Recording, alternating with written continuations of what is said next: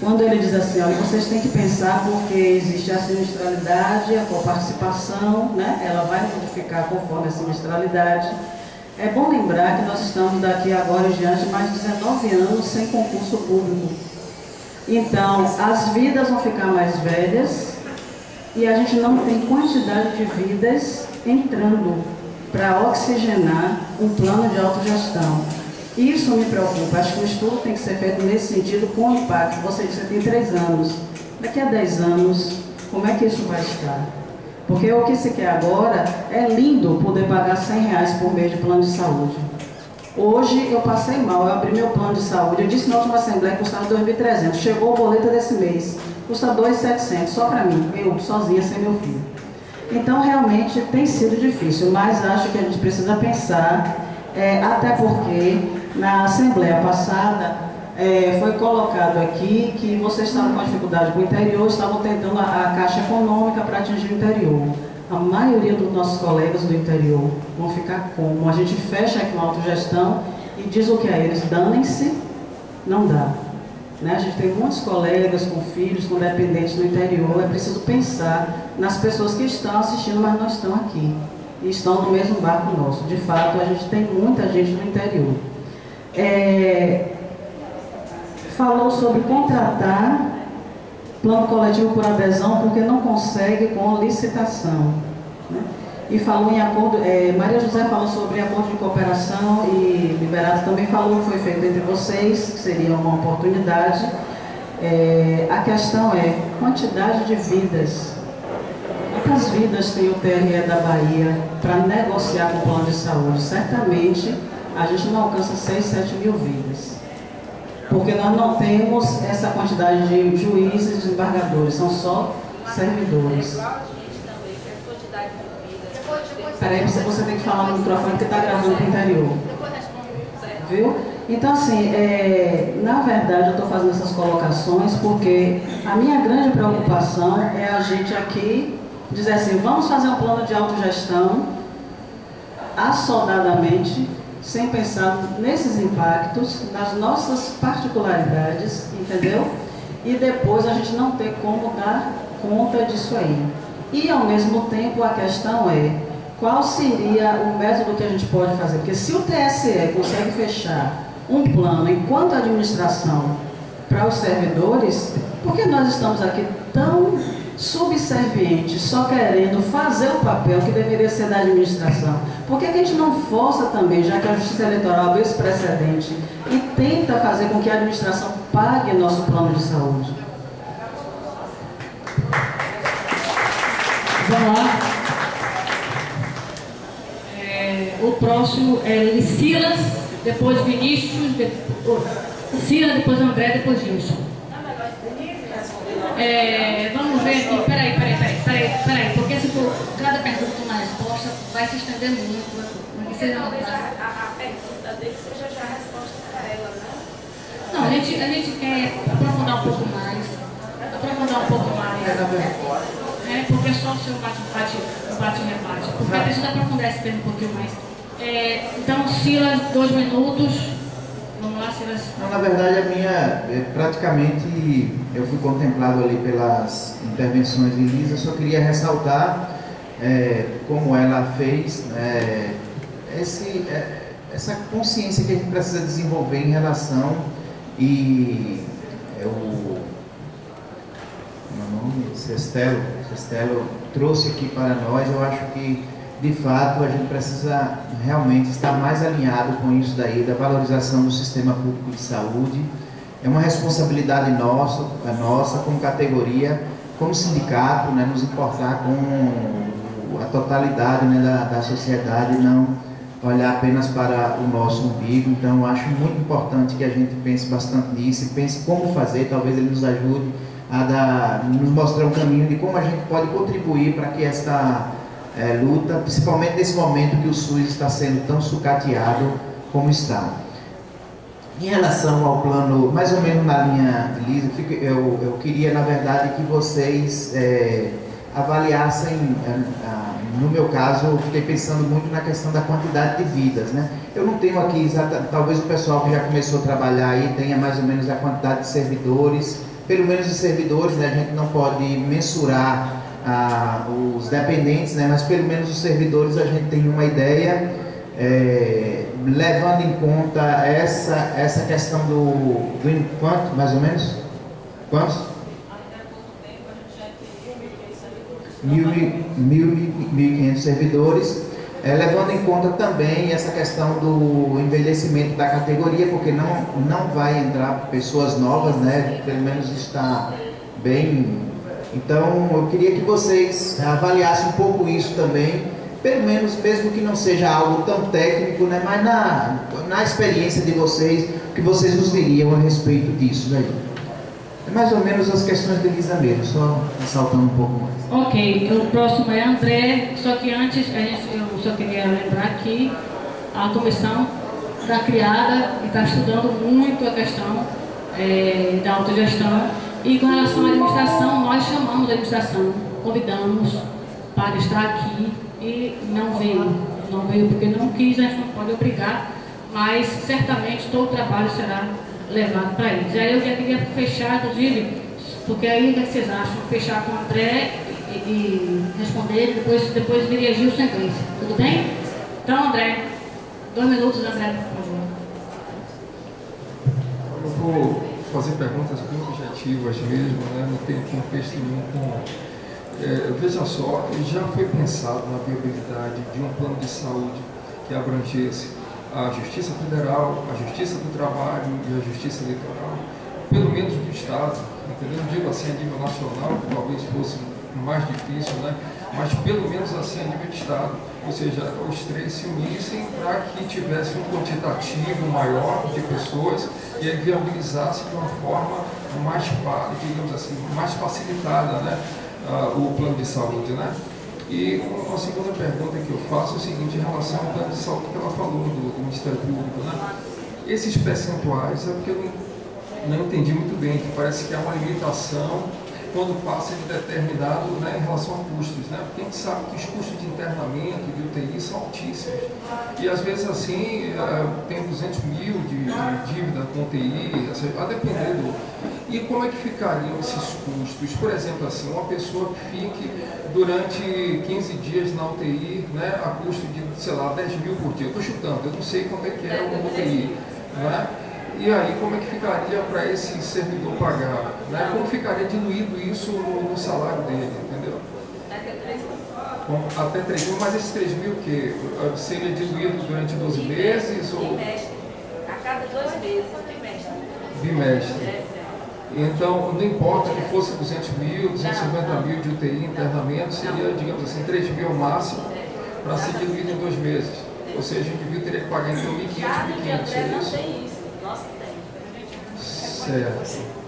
Entendi. Então tem essa questão, né, de esses limites, né? Porque isso é importante, porque tem custos às vezes altíssimos para o próprio servidor. Antigamente, não podia responder que ela não. Certo. Então as minhas dúvidas são essas, porque assim, para mim seria assim uma coisa muito boa se digamos assim, os 3 componentes do Poder Judiciário da União se unissem para um plano também. Ok, André. Agora, então, a gente fecha com Gilson, passa para a mesa para responder. Tudo bem? Gilson, então, a gente fecha com Gilson. 2 minutos, Gilson. Boa tarde. A minha pergunta é para você, Maria José. Eu sou usuário de Planassist, porque minha esposa é servidora do MPF. E eu sinto dificuldade na hora de marcar consulta através desse convênio, porque poucas clínicas aceitam. Ultimamente eu fui ao São Rafael para fazer um simples raio-x, do tornozelo. Isso leva. Vou pedir autorização ao plano. Que haja lá, demorar. Uma simples consulta. Peraí, vou pedir autorização ao plano. E aí haja tempo você aguardando. Por que acontece isso? Por que acontece isso? Porque nós já A ansiedade dela para responder está muito bom. Isso significa que ela está animada aqui, está querendo atender a expectativa de vocês. Muito bom. Então a gente fez esse bloco aqui com as perguntas que foram feitas até agora. Só para limpar meio de campo, eu sei, é o próximo bloco. Só para limpar o meio de campo, então. Não, ele escreveu, a gente já acertou que ia fechar em André. Fechar em André, porque está ansiosa para responder, a gente fecha. e depois a gente começa. No próximo... Certo, gente? Então, rapidinho, só para fechar o meio de campo, só para limpar o meio de campo aqui, para a galera responder as responsabilidades, informar que a Vila Juve esteve na STF ano passado, junto com o nosso sindicato também, o Sindijuve.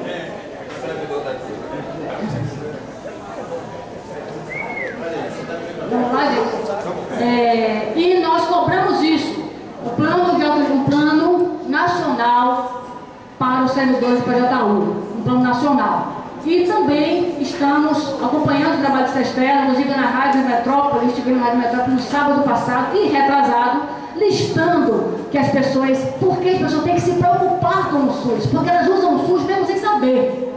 Então fizemos todo esse trabalho em apoio ao abraço com ela. Certo? Com relação ao TSE, é complicado porque nós temos que vir à federação, mas existe essa ideia também que na plenária agora, que teve agora na semana passada, nós aprovamos isso, que a gente busque também o TSE um plano nacional para o eleitoral, claro, o principal seria o STF, mas o TSE também está buscando de qualquer jeito, de qualquer forma, uma solução para os colegas, não só do TRE, como para os servidores públicos e a população de modo geral. Então eu passo aqui para os debatedores responderem. A gente poderia inverter a ordem, passar para Maria José, depois para André, depois o doutor Raimundo e depois Sestelo.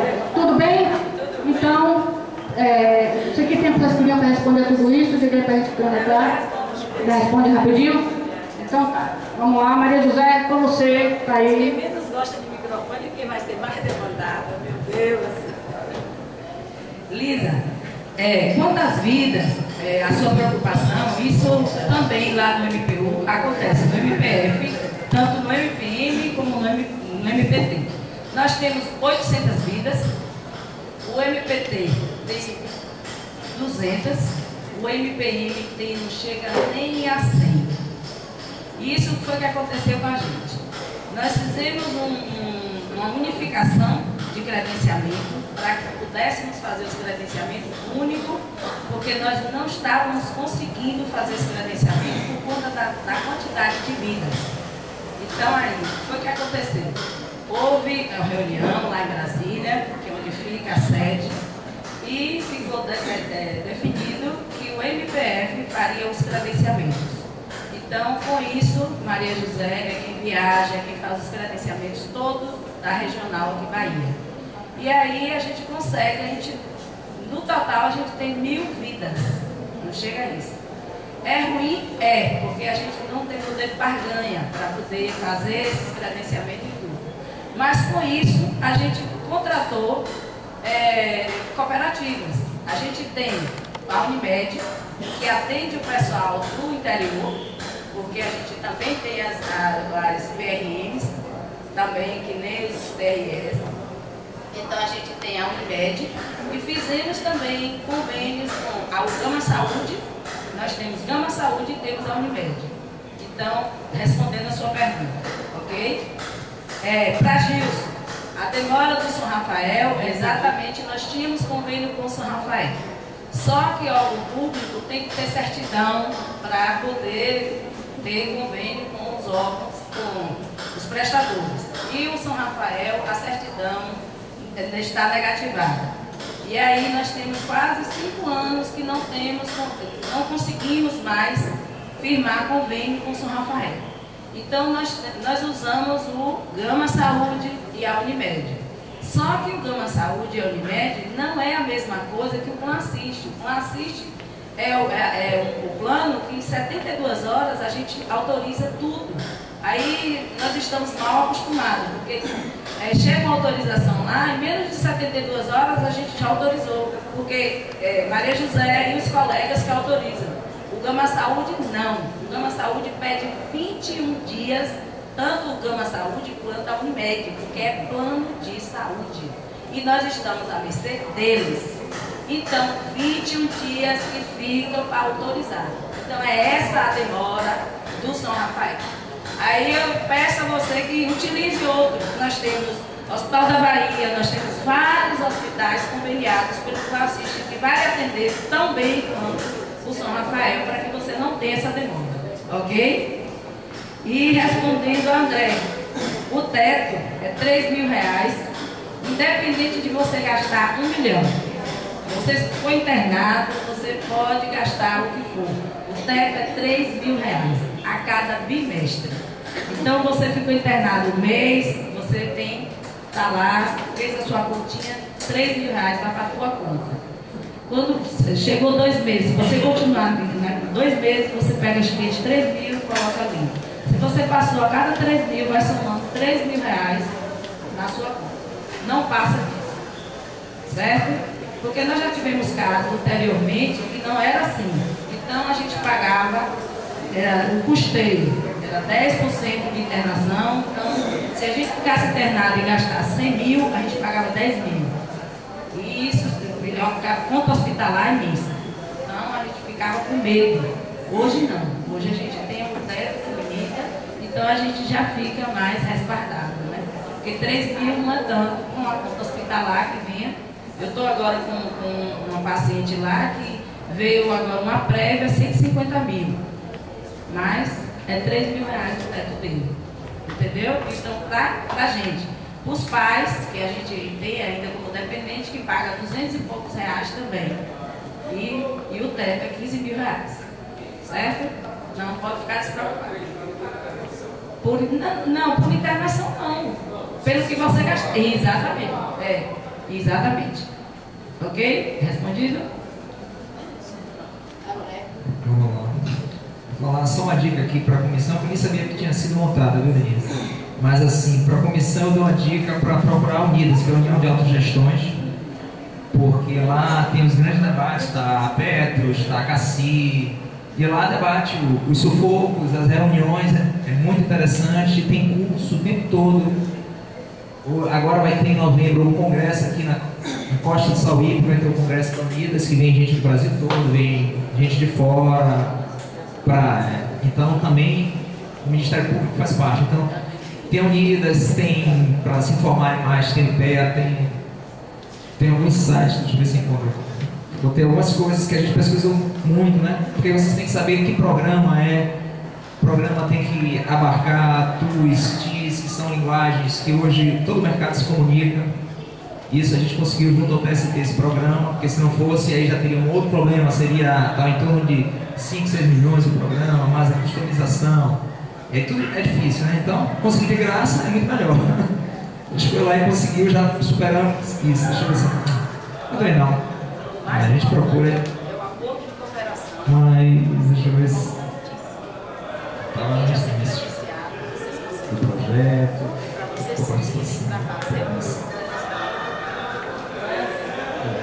credenciamento também tem um acordo de cooperação que é muito interessante. Mas deixa eu só dar algumas dicas aqui, que também tem o IPE. Eu botei aqui as autogestões no Supremo, no STJ, no TST, no TRF, no MPU. Tem que visitar, tem que ver passo a passo cada um para fazer o seu próprio regulamento, ver como eles criaram, quais foram os mecanismos de controle que cada um passou. A Unidas, a Agência Nacional de Saúde é um bom lugar também para fazer várias pesquisas, para umas diretrizes. O ISS, Instituto de Estudo de Saúde Suplementar, também tem muitas pesquisas boas. O IPE, Instituto de Pesquisa Econômica Aplicada, a Abrasco, Associação Brasileira de Saúde Coletiva. Então, tudo isso é para você criar o conceito. Por exemplo, a gente sabia que idoso não poderia ter um patamar onde a autogestão, qualquer operadora fica, como assim, um limite delicado. Quando passa de 30% de idosos, a coisa começa a complicar, tem que ter muito mais cuidado. Então, a partir de 2013, antes de começar a autogestão, a licitação que a gente abriu não permitiu mais os pais entrarem. Aí foi o que a gente viu. Então, naquele período a gente estava com 29% de idosos. Começou a autogestão tem 3 anos, a gente está com 20,55% de idosos.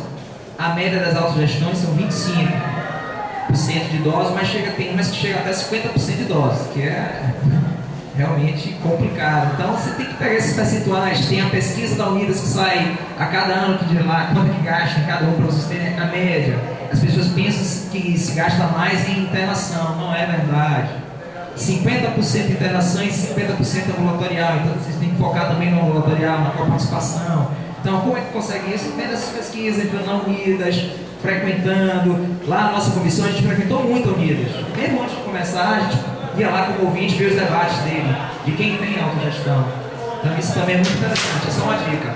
Voltando sobre os toques do SUS, sobre a emergência, como é a importância do SUS, que é a autogestão, tudo bem, é bom, mas é só um paliativo, como eu estava dizendo, porque assim, a emergência, quando a pessoa tem um acidente grave de carro, provavelmente não vai para um hospital particular, porque um hospital particular não vai bancar toda a equipe, neurologista, cardiologista, para esperar um possível acidentado, só quem faz isso é o público. Então, teve um acidente, todo mundo tem que ir para o público. Isso é muito importante. Se tem um outro acidente, quem vai buscar é a SAMU, que é o SUS. Tem no privado, quando você entra no privado, você vê um monte de pessoas sendo submetidas a cirurgia desnecessária, para o que vale ao capital. Isso foi feito por uma operadora de saúde que mandou vários laudos daqui de pessoas que tinham feito cirurgia de coluna, que é cirurgia realmente muito complexa, complicada, com risco, e mandou tudo para o Albert Einstein. Quando voltou, 80% das pessoas que se submeteram a isso não havia necessidade de submeter a essas cirurgias. Isso tem muito. Então, o parto, porque nós passamos a ser, quem tem plano privado, 90% dos partos são cesáreas. Por que isso? Quando há uma saúde pública, na verdade, o parto deve ser natural. Então, tem toda uma distorção quando se trata a saúde como mercadoria. A autogestão, obviamente, é um meio termo nisso que a gente tenta, é a salvação agora. Mas pode ter certeza que esse não é o fim, é um caminho para a gente chegar a um SUS muito melhor. Quanto à unificação, que foi perguntado, olha, seria assim, muito bom, lógico, a gente crescer esse bolo, pensar junto, mas aí passa pela autonomia administrativa e financeira, que você vai ter que sentar com os desembargadores, ver se eles querem isso também, porque envolve outras instituições, e assim, tem uns que permitem PAI, por exemplo, o MPU permite PAI, a gente já não permite PAI. Então, chegar a esse dado comum talvez leve algum tempo. Estou dizendo assim, não é para tirar a esperança não. Lá na frente talvez a gente consiga, mas agora que vocês estão pensando, eu acho isso meio utópico, agora. Mas a utopia a gente deve ter, né?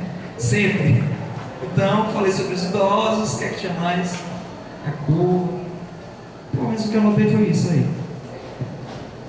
Obrigada, doutor Raimundo, por favor. Eu gostaria de ratificar e fortalecer a questão do custo e do risco em sistema de saúde. Seja plano, seja seguro, quanto maior for a população segurada, quanto maior for a base populacional, a coletividade, mais você estabiliza o custo e mais você reduz o risco. Então, por exemplo, você oferecer plano de saúde a uma população de 1000 pessoas, você vai ter o mesmo custo administrativo se for uma população de 10 mil. O custo é mais ou menos o mesmo, ele não aumenta tanto. Agora, o risco, você diminui para 10. E você não vai ter, numa população de 10 mil pessoas, seria 5 mil mulheres e 5 mil homens. Você não vai ter todas as mulheres ao mesmo tempo. Você não vai ter todo mundo se sustentando no mesmo dia. Então você diminui muito. Então acho que talvez uma saída interessante para o sistema de funcionalismo público federal seja realmente uma união. Reconheça as dificuldades, como comentou meu amigo aqui, mais as dificuldades burocráticas, mas eu vejo com muito bons olhos realmente a união. O aumento da base populacional é a união. O aumento da base populacional pode ser feito sob várias formas, parcerias e tal, mas visando estabilizar o custo, porque ele vai ser, ele aumenta, mas não é proporcionalmente, e você reduz. Só a questão que você coloca é a coparticipação. Quando o segurado participa de uma parte do custo, isso se chama coparticipação, ou seja, você segurado é responsável por uma cota, uma parte do que você gasta. Você vai bancar uma parte do que você gasta. É uma espécie de franquia do qual seguro. Isso existe por uma razão. Tem 3 coisas que motivam a pessoa ir ao médico. Qualquer que você define. Quando estamos com dia, né, tem três motivações para essa decisão. Eletiva. Eu vou pegar para me checar, mas eu não faço nada. Seletivo.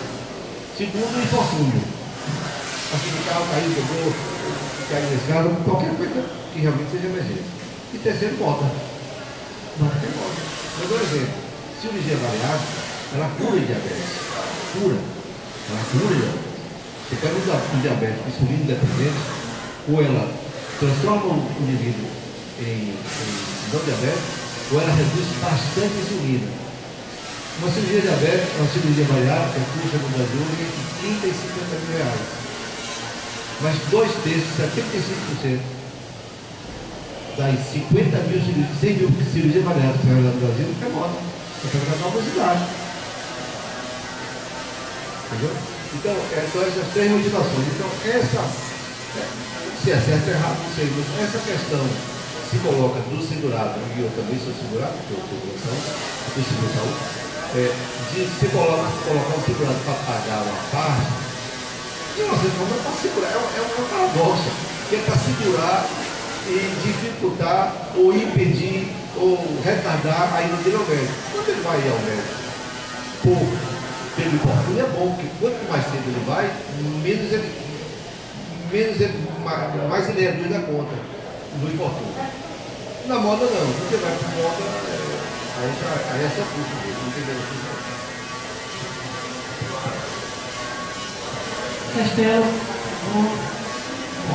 como não foi dirigida nenhuma pergunta específica, para mim eu vou apenas fazer um comentário de caráter genérico, assim, reforçando a tese ou a ideia que eu apresentei aqui no início, que eu considero assim, que as soluções particulares, quanto mais a gente segmenta, quanto mais a gente particulariza, como foi dito aqui também, quanto menor o pool populacional, maior o risco, maior a dificuldade.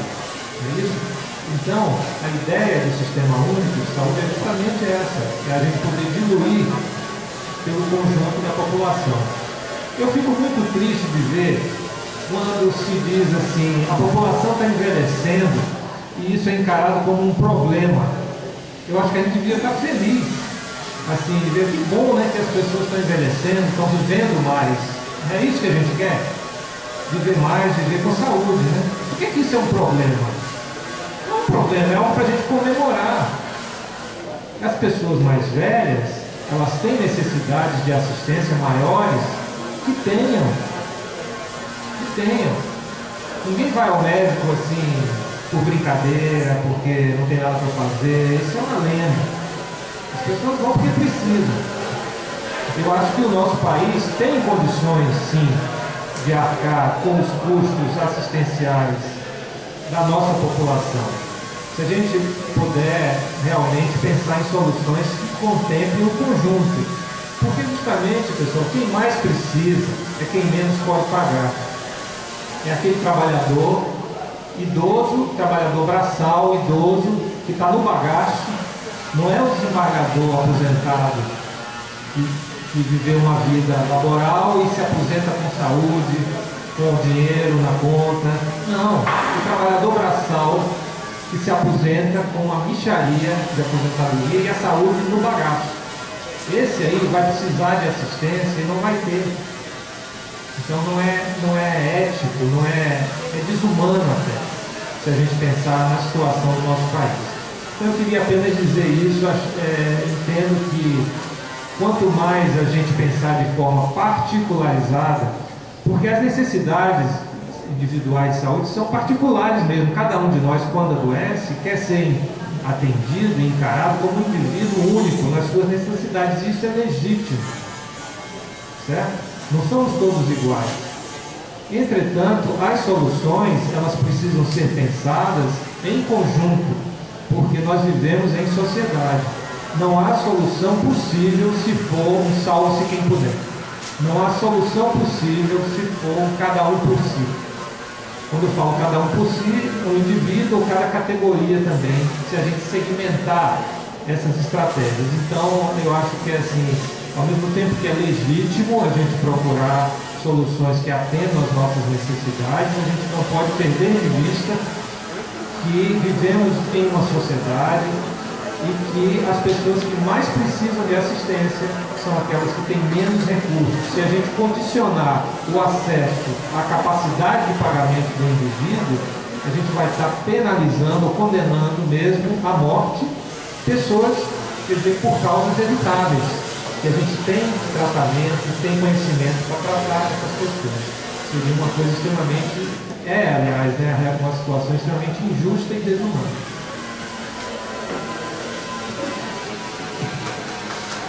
Ok, a gente agradece a esse bloco. Vamos abrir outro bloco de perguntas. Como o professor está indo embora, eu gostaria que respeitasse o tempo de fala. Grace e Sueli, 2 minutos. Está aberta a inscrição. Pessoal, vamos lá. Grace, Sueli, Grace. Depois Sueli, 2 minutos. Lamento ter ficado para o segundo bloco, que eu ia ficar no primeiro, porque a inscrição foi a respeito do primeiro bloco. Boa tarde a todos vocês. Eu gostaria de esclarecer ao rapaz de camisa azul, que eu nunca vou lembrar o nome, do TRT, que as mulheres hoje não conseguem homens que paguem o seu seguro, a sua prestação de seguro-saúde. As mulheres pagam as suas prestações e eu fiquei casada há 26 anos e o meu ex-marido era meu dependente. Então, a situação. Gostaria de colocar para o representante da primeiro que mulher não escolhe, não faz variável por nome. O mercado exige isso. Se a mulher se sente feliz, mais magra, ela tem o direito de fazer. Né? Se ela se sente mais feliz com o peito, ela deve voltar o silicone. Eu fiz bariátrica e não fiz por moda. Eu tive depressão e cheguei a 110 quilos. Né? Então é uma coisa que pode até dizer que por moda, né? Porque uma pessoa pode viver com 110 quilos, né? Mas eu tinha sérios problemas de coluna, não me curou só essa questão, me curou também de uma série de outras questões. Bom, trazendo a sua foto maravilhosa, parabéns, me contemplou muito. Trazendo a questão aqui para o TRE, eu digo a vocês que aqui nós não somos vidas, aqui nós somos coisas. Aqui uma cadeira é muito mais importante do que qualquer vida, quer dizer, qualquer vida de servidor, né? Porque a cadeira, afinal, ela tem 4 pernas, nós só temos 2, né? Mas a gente tem cérebro. E aí é o problema. Entendeu? Não tem ninguém aqui representando de fato a Secretaria de Gestão de Pessoas, porque a Secretaria de Gestão de Pessoas se incomoda muito mais com aposentar o servidor, corre atrás do servidor para aposentar. No meu caso, eu não estou sendo aposentada por invalidez. Sério, eu corro 5 quilômetros todo dia de manhã, fiz 40 e poucos exames a 3 médicos, porque mulher tem menopausa. Aí a pessoa que já tem depressão, já ultrapassou aquela fase dos 2 anos, e aí você chega na menopausa e tem uma depressão, pronto, você está morta. Aí você vai para a aposentação. Ainda que você tenha se recuperado, acidente de carro, por exemplo, isso aqui não é colocado como, não existe regulamentação. Acidente de carro, vindo do trabalho, acidente de trabalho aqui, não existe, entendeu? Não é considerado como acidente de trabalho. Então a nossa realidade é muito difícil. A gente ter desembargadores que não são do quadro dificulta muito, porque o desembargador quer ganhar o selo de diamante. E o selo de diamante é uma coisa lá do CNJ, que considera algumas coisas fundamentais. Então a gente está, para nós é um selo de diamante de sangue. A gente está sofrendo horrores, as pessoas estão adoecendo. Eu acho que nós não somos nem para vocês uma boa escolha para vocês aceitarem, porque nós somos todos doentes, depressivos, temos que escondem, tem alcoolismo, tem uma série de coisas, porque a situação da gente é triste, é séria e é triste. Então, dizendo claramente para vocês, nós somos uma bomba. Nós somos uma bomba. E assim, se a gente aqui não se unir, você vê quantas pessoas têm problema e quantas pessoas estão aqui. Porque também as pessoas têm problema para expor, entendeu? Eu tenho depressão, eu tenho algumas outras doenças crônicas. Eu não sei quem com 50 anos não tem. Mas eu tenho algumas doenças crônicas, mas que não me impedem de trabalhar de forma nenhuma. Mas assim, desde março eu estou aqui. Não sou considerada como servidora, sou servidora de licença médica. Vou lá, tenho que bater o ponto, está lá escrito que eu estou de licença médica. Então, desde o dia 13 de março, eu estou sendo colocada nessa lista. E nós temos um serviço médico aqui. Eu gostaria de fazer uma pergunta para o senhor da CREMEB. Como é que a gente pode agir em relação à junta médica? Existe alguma deliberação da CREMEB de como funciona? E, se puder, pode dizer onde a gente encontra. Obrigada, Grace. Segundo bloco, só tem Sueli até o momento. Se ninguém se inscrever até o final da fala dela, a gente encerra e passa para os palestrantes. Tudo bem? Vamos lá, Sueli, 2 minutos, por favor. Boa tarde, pessoal. Boa tarde a todos.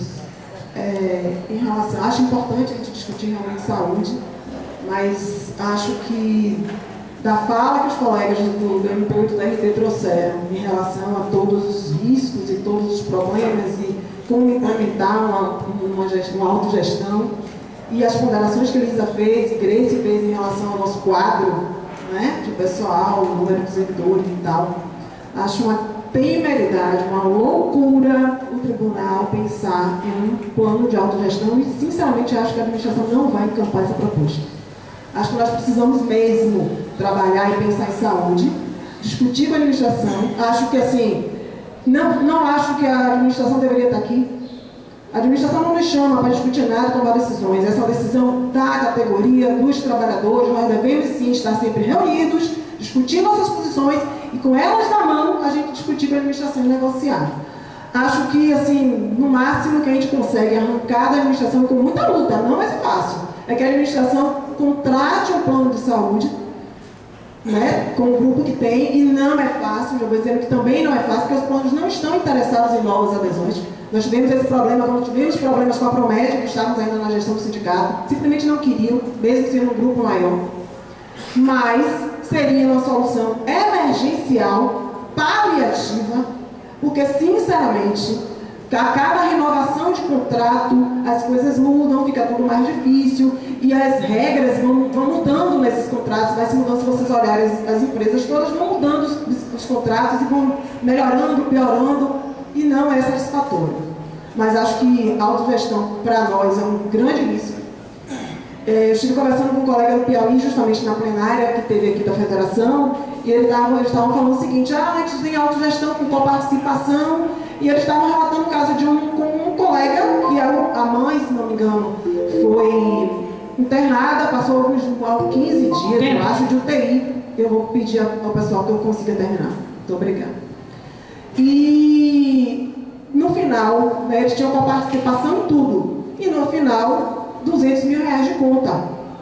R$200 mil da internação da mãe do colega. E os outros colegas estão tentando cotizar, ver como é que resolve. Não vejo nenhum de nós, trabalhadores do judiciário, ao final de um processo desse, com condições de pagar R$200 mil. Então, assim, mais do que nunca, a solução que se encontra, que eu acho que é lutar muito para a administração fazer a contratação de um plano, seria paliativa e emergencial, porque concordo com o pessoal aqui está, o representante da Brasco. Nossa solução não pode ser individualizada. Há muito tempo nós falamos disso. E a nossa única saída é a defesa de saúde pública de qualidade para todos. Porque eu lembro quando o governo saiu com a proposta de congelamento do serviço público, investimento no serviço público, quando nós passamos nessa aula, muitos colegas diziam: ah, isso é besteira. Eu não vou precisar de saúde pública, eu não vou precisar de educação pública, eu não preciso disso. Precisa. Todos nós precisamos. Nenhum de nós está livre de preço, mesmo com nossos planos de saúde, que nós pagamos cada vez mais caro por um serviço cada vez pior. Porque hoje nós temos o seguro-saúde, e quando a gente precisa, tem que entrar na justiça pelo internamento, pelo atendimento especializado. Então, nós precisamos sim do Serviço Único de Saúde. Se a gente bater o carro na rua, a gente vai correr para o Hospital Geral, e é lá que nós seremos atendidos com excelência, com todas as dificuldades que tem o hospital, mas é lá que estão prontos para nos atender. E muitas vezes salvar nossas vidas.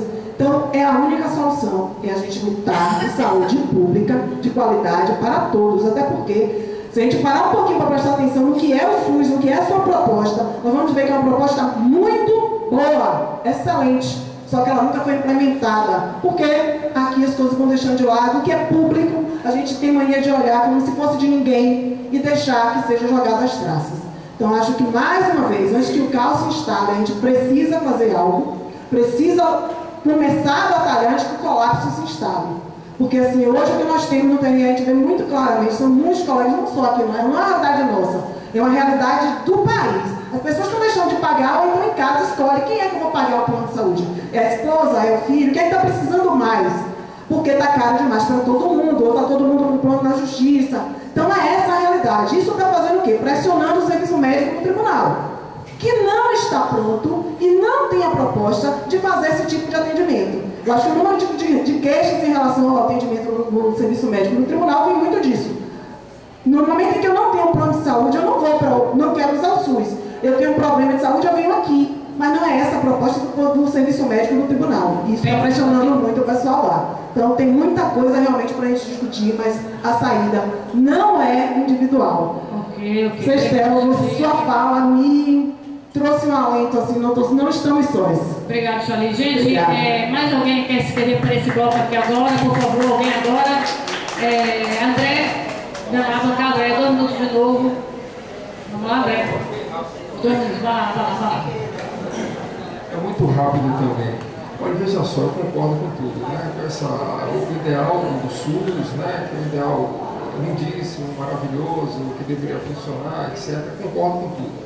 E para mim é o que deveria acontecer, né? Mas na prática não acontece, na minha opinião. Eu acho que se perguntar assim, fizer uma enquete com os servidores, né? Eu acho que 99% dos servidores gostariam sim de ter um plano de saúde. Na minha concepção, com o SUS, que poderia realmente funcionar, de fato não funciona, isso é questão política, né? A minha questão, assim, eu sei que de repente assim, eu posso estar tendo um posicionamento um pouco egoísta, né, de pensar assim, eu não quero pensar como político, no coletivo e tal, tudo bem, mas eu penso em mim, penso em minha família, e eu acho que muitos servidores pensam dessa forma, entendeu?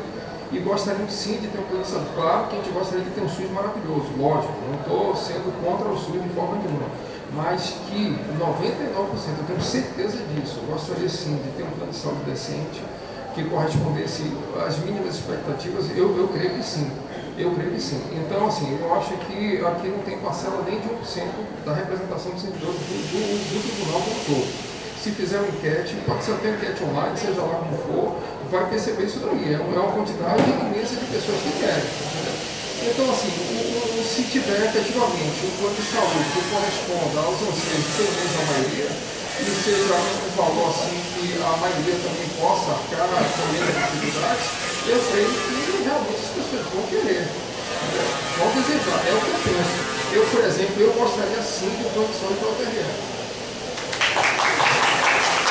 Ok, eu também isso aqui, eu quero só, de novo, só limpar um pouquinho com relação às falas. Algo.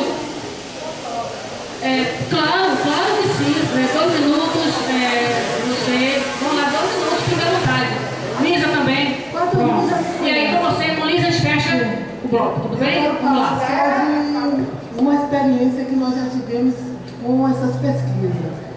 No passado, eu acho que o pessoal que está aqui há mais tempo lembra-se que nós tínhamos Sul América, não pelo TRE, nosso mesmo.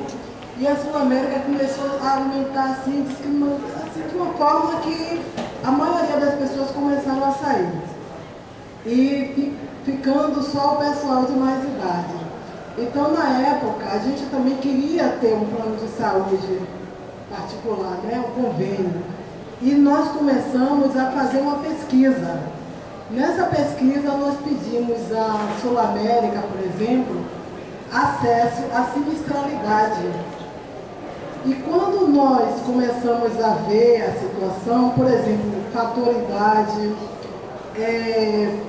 principalmente fator idade, a questão de quantidade de aposentados e etc, nós percebemos que poderíamos sim fazer o convênio, mas futuramente esse convênio iria por água abaixo. Por quê? o valor que o TRE recebe não seria suficiente para segurar esse plano de saúde.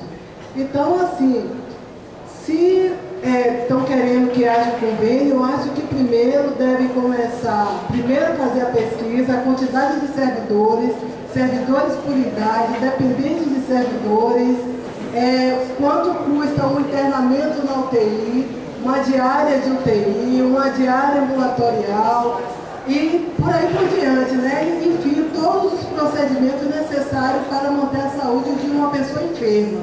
E daí trazer esses dados para a reunião e através desses dados, sim, começar a discutir a situação. Porque não adianta se discutir sem esses dados em mãos. E assim, eu acredito assim, depois que tiver esse dado, o valor necessário para manter o plano, né? E aí vamos ver o quê? O TRE vai disponibilizar esse valor? Como é que vai ser? Os servidores que vão ter que aguentar esse valor?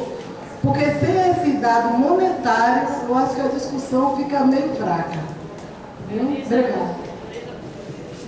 Lisa, 2 minutos. Só mais para André e Maria José, a questão do pessoal do interior. Que eu falei, acho que a gente depois não voltou a tocar no assunto, que é uma preocupação muito grande, né? A gente já falou que de risco, sinistralidade vai ser muito alta, né? Mas como é que fica a situação do pessoal do interior? Porque o TRT teve essa dificuldade agora para atingir, você até mencionou isso agora, não foi, André? E a gente tem muitos colegas no interior. E como a gente está fazendo algo que vai impactar diretamente, eles não estão aqui, acho que é bom falar um pouquinho sobre isso. A gente fecha, então, passa para as perguntas, só as perguntas aqui. É o seguinte, com relação ao Vinícius, André, nós fizemos uma enquete online e essa enquete deu mais de 75% das respostas favoráveis à autogestão, cerca de 10 a 15%, 5 a 10% desfavoráveis, pode cumprir depois. E as outras pessoas, e vários não sei, quero saber mais.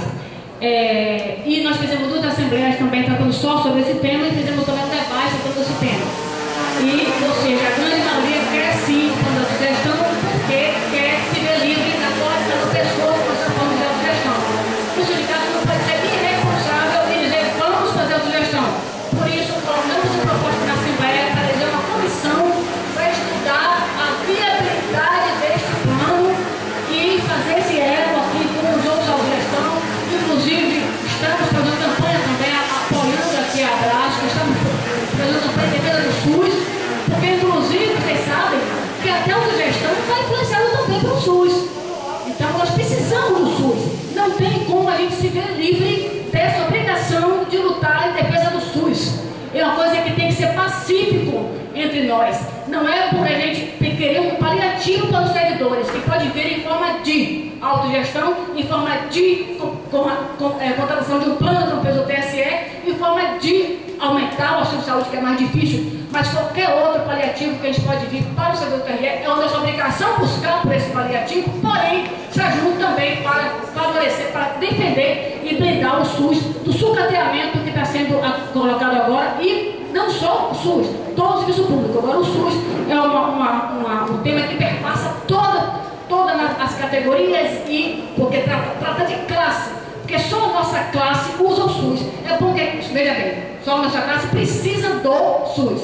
A classe da elite também usa o SUS, temos que saber, né? Porque a gente sabe que o SUS presta muito mais serviço do que o atendimento de ponta de médico, certo? Então o SUS perpassa realmente o atendimento de saúde, prevenção, e um monte de outras áreas que a gente teve, né, divulgando isso, e inclusive queremos contribuir mais. Você pergunta para o Sestelo de como a gente pode contribuir mais ainda do que já estamos contribuindo para essa prevenção do SUS. Agora é preciso também pensar no paliativo para os colegas do TRE que estão sofrendo esse imagem também no momento de tanta fragilidade, inclusive, como a gente falou no início, até a questão da saúde para o servidor do TRE. Não é só a saúde. A saúde é o reflexo de todo um estado de coisa que está acontecendo nesse tribunal, nesse momento, que tem que ser atacado também. Por isso, me reforço demais aqui a Assembleia, quarta-feira que vem a Assembleia do Basta. porque muitos colegas estão adoecendo por causa do que a divisão TRE está implementando em ataque aos servidores e servidoras, trabalhadores do órgão. Com relação ao TRF1, que eu sou do federal e tenho autogestão também, para as colegas do interior que estão nos ouvindo, muitos nos ouvindo, o autogestão tem problema de credenciamento, sim, já apontado aqui pelos colegas. E aí o TRF1, o ProSocial, que é da federal, e o TRT, mas TRT depois eu quero falar, fez convênio com Saúde Caixa. E temos também convênio com a Unimed, para atender ao interior. Então isso passa também por autogestão. Apenas fez um convênio para ampliar a gama de credenciamentos para atender os colegas do interior. Inclusive também o sindicato também abraçou essa ideia e procurou o André para cobrar realmente esse convênio. Eu sabia que estava interessado nisso, mas foi reforçar essa questão de atender os colegas do interior que precisam realmente de respeito e ser ouvidos em todos os momentos, né? E com relação à administração, nós convidamos a administração porque sabe que muita queixa aqui, como a gente falou, passa pela situação que a administração está impondo aos servidores. Então é preciso era bom que estivesse aqui sim para ouvir as queixas, ouvir as demandas, ouvir as reclamações com relação ao que está acontecendo com os servidores. Se é um debate, é uma assembleia, então eles poderiam sim estar presentes aqui. Então a pergunta é, para a Sestelo, com relação a isso, o que a gente pode fazer ainda mais para defender o SUS, para a sugestão aqui, como a gente pode realmente fazer esses estudos, eles estão disponíveis, inclusive, para nos ajudar a fazer o estudo, a nos ajudar a fazer o estudo para a implementação do paliativo para vocês, porque é preciso fazer alguma coisa. Como tal, não pode ficar. Como tal, não pode ficar. Então, qual seria a melhor saída para nós aqui no TRE? Então, a questão da ordem. Comentários finais, já Sestelo, divertindo a ordem e tal. Por favor, Sestelo. E a gente agradece de antemão a presença de vocês e a presença dos palestrantes aqui. Bom, então, já fazendo as considerações finais e agradecendo mais uma vez pelo convite, agradecendo ao Sindijus pela iniciativa, parabenizando também ao sindicato por ter organizado esse evento e agradecendo a companhia dos colegas do mesa aqui. Eu queria dizer que, se a gente observar, gente, no noticiário, ultimamente, esse tema, plano de saúde, tem se tornado recorrente, não é isso? De uns anos para cá, eu diria que se tornou quase que uma manchete diária, uma manchete negativa, né? Os mais antigos podem se lembrar da época anterior à lei dos planos de saúde, antes de 1998, era algo